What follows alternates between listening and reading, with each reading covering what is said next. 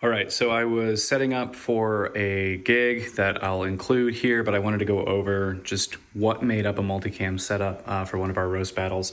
So here we have a Zoom F3. You can just as easily use a Zoom H4 or a Zoom H1 as long as it's got the proper inputs. These two inputs come from whatever our source is. So if it's a multi-channel mixer, if it is the back of a PA speaker, whatever we can use to get a good feed from directly the comics, we come into here, which is our Zoom F3, we can control, and we actually just aux it straight into the mic input. And then the big difference is in order to record that, you have to actually make sure that it's on. These cameras here, the Blackmagic Cinema 6K full frame and the Pocket 6K.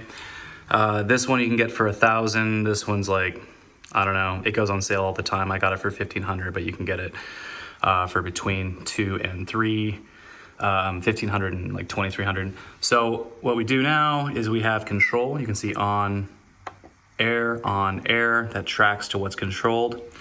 When you go to record, as long as you have an SSD hooked up and a little monitor hooked up, you can just track, it's all HDMI. You can follow your recordings. And it's not very clear, but you have 11:57:23, 11:57:24, and if we come and tap this, you've got, oh, it's not gonna do it for me. That's fine, that's whatever. This is basically audio recording, switcher that's recording a project file, and then a little monitor. These little monitors can get pretty expensive, but you can find ultra cheap ones that'll let you watch what you're doing. Or if the venue has like a computer monitor there, you can tap into that. One thing I wanted to demonstrate was that your audio recorder and each of your cameras should have their own media. I have in the background lens choices just to show you like all the different lenses we'll sometimes choose. This is its own, it's a 6-channel version of this. This is 2-channel. But yeah, this is kind of your overarching view. Very often I'll run mics directly into the cameras. If the camera's onboard microphones aren't good enough for crowd, I will sometimes route one of these. Little Sennheiser MK like 600, MKE 600, whatever. It's not gonna focus on it, but there you go, MKE 600. That is my like favorite workhorse shotgun mic. You can mount those up and they get really neutral, really clean audio. But yeah, the general idea is that your soundboard is over here. That's dependent on the club, you know, like we doing video, we don't really bring in our own mixers because that involves routing all the microphones into the mixer, which is its own headache, but I can for sure go over what we do if you wanna know.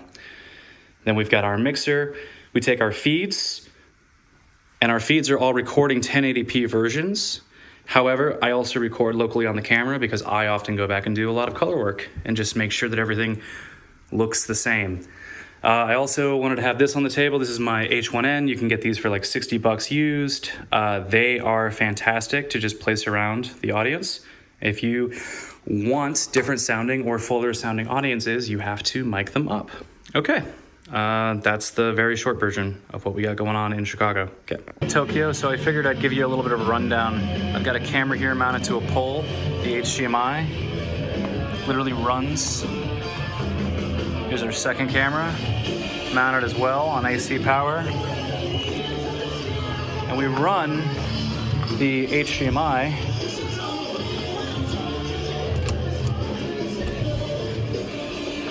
into our little ATEM. We've got an SSD on hand, and we run the HDMI monitor so we can see it. So when you plug the SSD into your computer, you'll get a little file, and you'll get a .iso file. If you have DaVinci Resolve installed, you can double-click that ISO file, and it will literally open up a page with all of your stuff that you cut live in the timeline.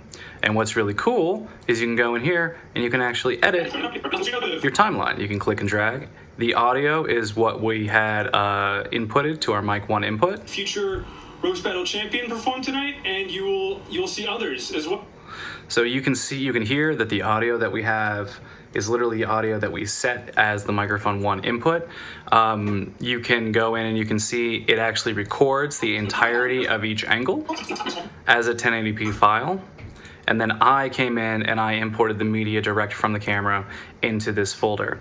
So your starting point when you go to do an edit is literally what I would call like 80% of the way there. You can see I have other stuff on this timeline, but this is why the ATEM Mini ISO is so powerful, is you can literally double click it, open up DaVinci Resolve, which you can get the version for free that will do all of this, and then you can come in here. And if you were to say, oh, I feel like that's really dark, one of the things I love to nerd out about is, you know, how to do color corrections and edits. Very, very, very often the stuff you need to get it looking good is like 2 or 3 adjustments. But yeah, so this is what it looks like in DaVinci Resolve once you get the ISO file set up. Yeah, I think that's all for this one.